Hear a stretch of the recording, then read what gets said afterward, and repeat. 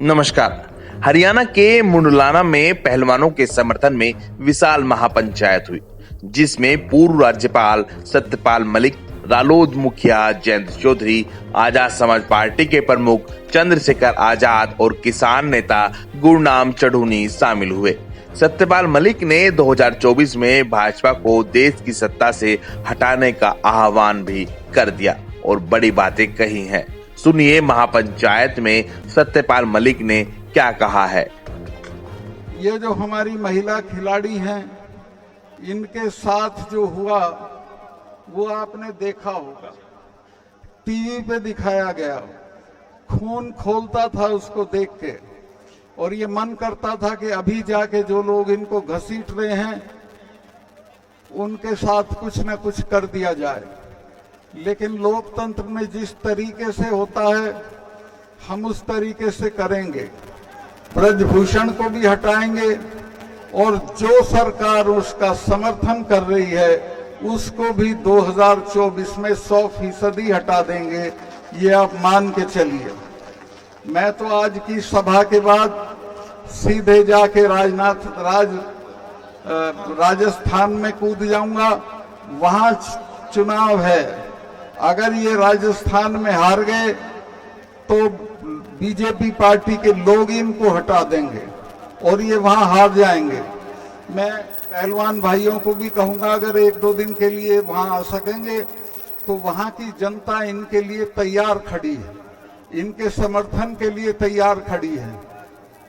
मेरे पास कई दिन से वहां से फोन आ रहे हैं, एमएलए के, स्टूडेंट यूनियन के अध्यक्ष के, जयपुर यूनिवर्सिटी का जो अध्यक्ष है निर्मल, उसके कि साहब हमारे यहाँ इनको लाओ और हम इनको घुमाएंगे। अब ये तो इनके ऊपर है, ये जो भी फैसला करेंगे हम इनके साथ हैं, लेकिन मैं अपनी जात से खुद से मैं जाऊंगा और राजस्थान में इनको घुसने लायक नहीं छोड़ेंगे। ये चुनाव की तो बात ही छोड़ दें, इनको गांव-गांव घसीटा जाएगा, गांव-गांव इनकी दुर्गति होगी और लोग इनसे अपनी बेटियों का बदला लेंगे। मैं ज्यादा लंबा नहीं करके मैं और जो जरूरी चीज है वो आपको बताना चाहता हूं। वो ये है कि पुलवामा का एक मामला है जो मैंने अभी 20 दिन पहले बोल दिया।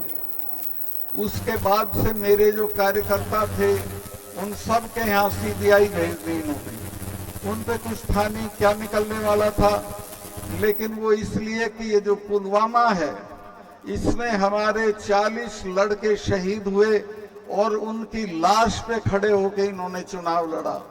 मैंने जब इनका फोन आया, ये शूटिंग करा रहे थे अपनी उसमें नेशनल कॉर्बेट पार्क में, और मुझे कहा प्रधानमंत्री जी ने कि सत्ताल भाई बताओ क्या हुआ। मैंने बताया कि साहब ऐसे ऐसे हुआ और हमारे 40 से ज्यादा नौजवान मारे गए और उसमें हमारी भी गलती रही। तो इन्होंने पूछा क्या, मैं कहा उन्होंने 5 जहाज मांगे थे, अगर वो 5 जहाज मिल जाते तो इनको सड़क से नहीं चलना पड़ता। तो मुझे प्रधानमंत्री जी ने कहा कि तुम अभी चुप रहो। मैं 2 चैनल को बोल चुका था। खैर उसके 25 मिनट बाद जो देश का नेशनल सिक्योरिटी एडवाइजर है, क्या नाम है उसका, अजीत डोभाल, वो मेरा क्लास फेलो भी रहा है लॉ में, फिर उसका फोन आया और उसने भी यही कहा कि मलिक साहब आप इस पे अभी मत बोलिए, चुप रहिए। मैं समझा शायद ये जांच करेंगे, आज तक उसकी जांच नहीं हुई और उसको पाकिस्तान की तरफ मोड़ के उस मुद्दे पे इन्होंने चुनाव लड़ा और जीता।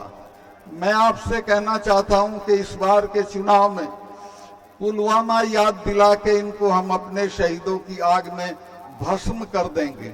इन्होंने जिस तरह हमारे बच्चों के साथ जाती की, मेरे से मांग लेते 5 जहाज में गवर्नर था 15 मिनट में दिला देता, लेकिन उन्होंने होम मिनिस्ट्री से मांगे और होम मिनिस्ट्री ने उनको जहाज नहीं दिए और वो सब बच्चे शहीद हो गए।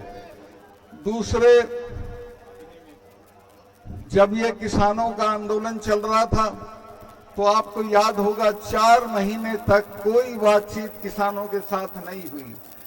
मुझसे बर्दाश्त नहीं हुआ मैं इस्तीफा अपनी जेब में रख के इनसे मिलने चला गया और मैंने जाके इनको कहा कि साहब ये 4 महीने से बैठे हैं, इनसे कोई बातचीत करके इसको किसी तरह सल्टा लीजिए।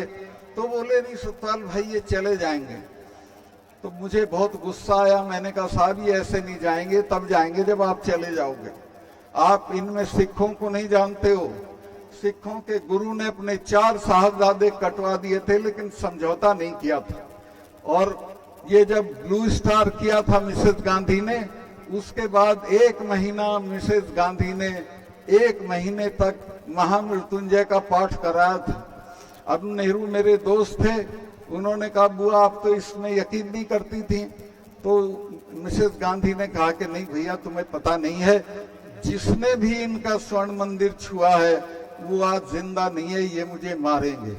और वो मारी गई, जनरल वैद्य मारे गए।